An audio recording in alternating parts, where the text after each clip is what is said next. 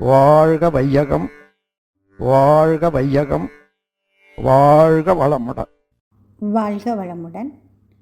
இன்றைய சிந்தனைக்கு வண்டிக்காரன் என்னும் இறைவன்.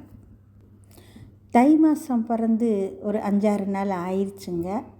ஆனால் நம்ம தமிழர் விளையாட்டு ஜல்லிக்கட்டு, மாட்டு வண்டி பந்தயம் இன்னும் ஜோராக நடந்துக்கிட்டு இருக்குங்க.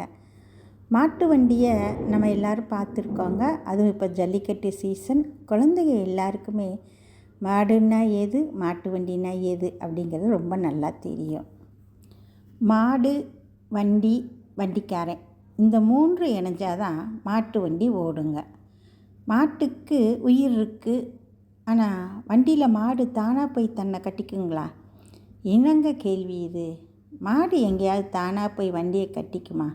இது என்ன கட்டிக்க வச்சிங்களா? மாட்டுக்காரன் தான் கட்டுவான், கட்டணும். சரிங்க, அப்போ வண்டி மாட்டின் மீது தானாக போய் ஒட்டிக்குமா? என்னங்க, வண்டி எப்படிங்க ஒட்டிக்கும்? வண்டிக்காரன் தான் மாட்டை ஓட்டி வந்து வண்டியில் பூட்டணும். ஒன்றை ஒன்று தானாக பற்றி கொள்வது அப்படிங்கிறது முடியவே முடியாது. வண்டிக்கு உயிர் இல்லை, அறிவு இல்லை, அது ஒரு ஜடப்பொருள். மாட்டுக்கு உயிர் இருக்குது, அறிவு இருக்குது. மாடு தானாக வண்டியுடன் பூட்டிக்கொள்ள முடியாது. 5 அறிவும் உயிரும் இருந்தாலும் மாட்டையும் வண்டியையும் இணைக்கிறது வண்டிக்காரனோட செயலுங்க. உயிரில்லாத வண்டியை அறிவில்லாத மாட்டோடு பூட்டி எந்த இடம் செல்ல வேண்டும் என்பதை தீர்மானித்து வண்டியை செலுத்துகிறவன் தான் வண்டிக்காரன். எவ்வளவு தூரம் போகணும், எவ்வளவு நேரம் போகணும், எவ்வளவு பாரம் சுமக்கணும், அனைத்தையும் தீர்மானிப்பது வண்டிக்காரன் மட்டும்தாங்க. இங்கே ஒன்று கவனிங்க, அறிவு இருக்குது, சுமப்பது தானாக இருக்குது. ஆனாலும் மாட்டால் ஒன்றுமே செய்ய முடியாதுங்க.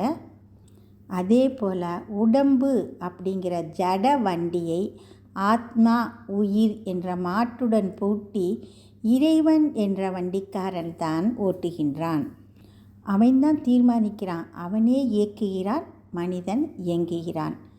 இறைவனே ஆட்டி வைக்கின்றான். ஆட்டி வைத்தால் யாரொருவர் ஆடாதாரே கண்ணா, அவனன்றி ஒரு அணுவும் அசையாதுங்க.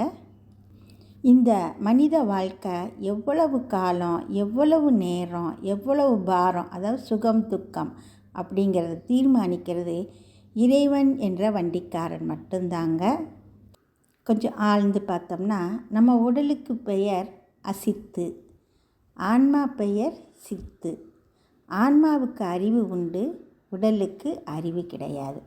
2 தானே இணைந்து செயல்பட முடியாதுங்க.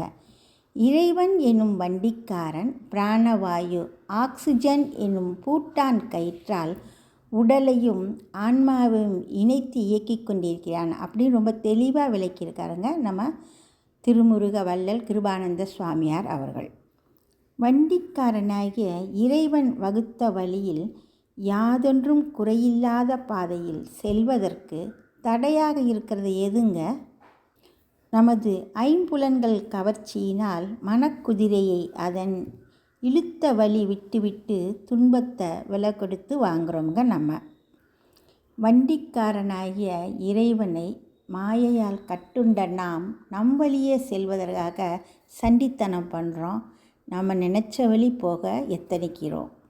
சாட்டை கொண்டு நம்மளை நேர்வழிப்படுத்த முயலுகின்றான் இறைவன். சில சமயம் நம்மளோட அறிவு வறுமையால் நாம் மேற்கொண்ட தவறான செயலுக்கு உரிய விளைவு பெறுவதற்காக வண்டிக்காரனாக இறைவன் மாடு இழுத்த வழியே வண்டியை சில சமயம் விட்டு விடுறாங்க.